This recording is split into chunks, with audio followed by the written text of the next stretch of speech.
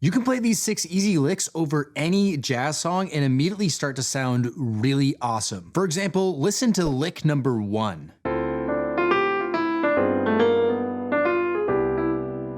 Okay, great sounding lick over what's called a 2-5-1 chord progression. And in this case, we're in the key of C major. And so it sounds like this: D minor 7, G7, and C major 7. Now, what's really great about this particular line here is this section right here. Over dominant 7th chords like this G7-5 chord, it's a great idea in jazz to add altered extensions, such as the sharp 9. But it's also a great idea to use what we call chromatic approach notes leading in to important chord tones, such as the 3rd here of the G7, which really makes it pop out. So when you listen to this again, you're gonna hear this happen right now.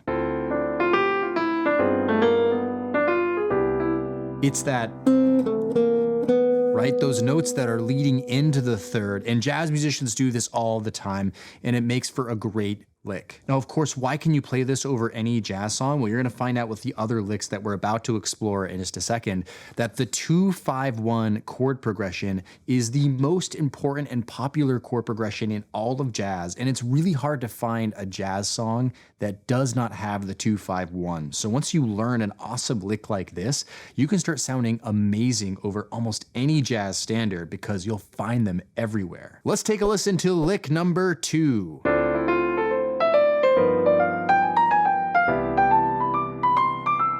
Now, something to really pay attention to over this minor 2 chord here is the use of chord tones. We have the 1, the 3, the 5, the 7, the 1, and the 7 again. And in between that, we do have the 9th in there, or the 2nd tone of the scale. But jazz musicians are also doing this all the time. They're really outlining the chord changes in their solos and their lines. And that's what makes it sound like they're playing the chord changes, even if there was no piano or guitar player accompanying them. You'll also notice right here with this little triplety pattern here, that's a really common thing that comes up in bebop. And once again, over top of this dominant 5 chord, you have the flat 9, the sharp 9, the flat 9, so you can really milk those dominant 7th chords a lot to get a lot of tension and resolution, which is really the secret to playing jazz, getting lots of that feeling of discomfort, resolving really strongly to chord tones that really matter and pop in the next chord, such as the 3rd of the C major 7. Let's listen to lick number 3.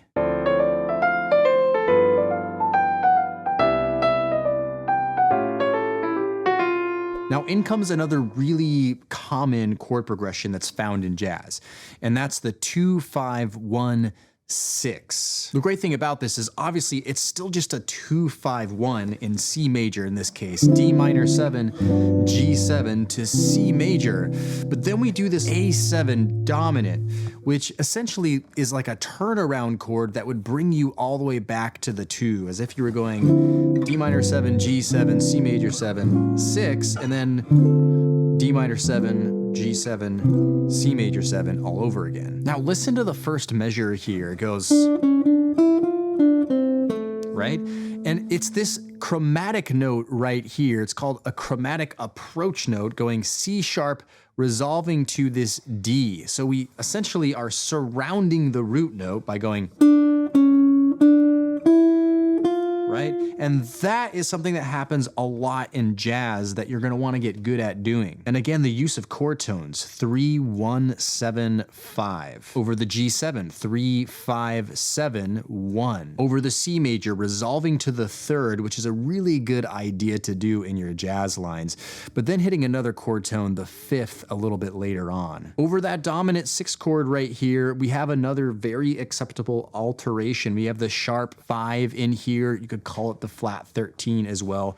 Another really nice tension sound that's great and gonna make it feel like it's pulling us all the way back to that minor 2 chord at the beginning. Take a listen to lick number 4.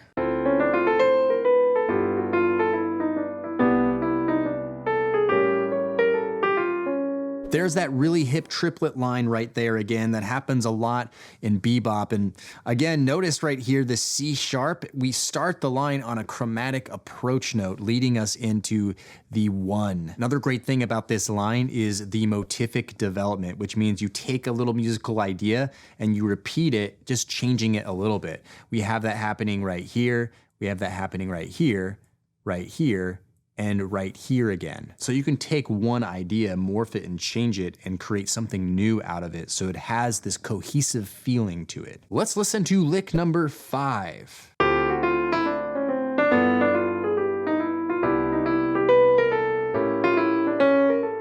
Notice with this one, it's actually a lot of stepwise motion. For example, here in this first bar, a lot of chromatic stepwise movement, but then jumping over to the 5 chord is when we go up those chord tones again, right? And so now we have more larger intervallic movement going on. Breaks up the flow and feel of the line a little bit, but then returns back to it, right? Especially when we get to this 1 chord right here.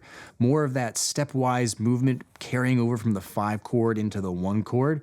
And ending the line with kind of a similar idea with a big intervallic jump here to the flat 9 with the 3. Let's listen to lick number 6.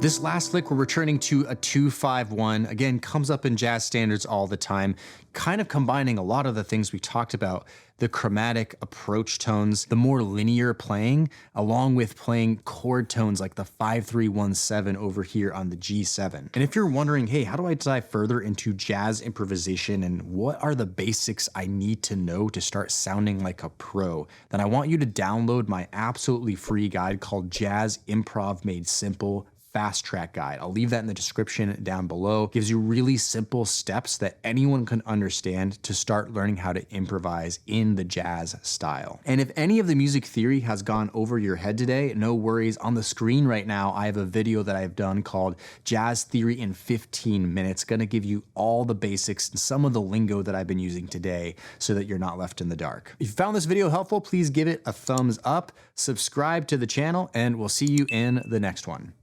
Cheers.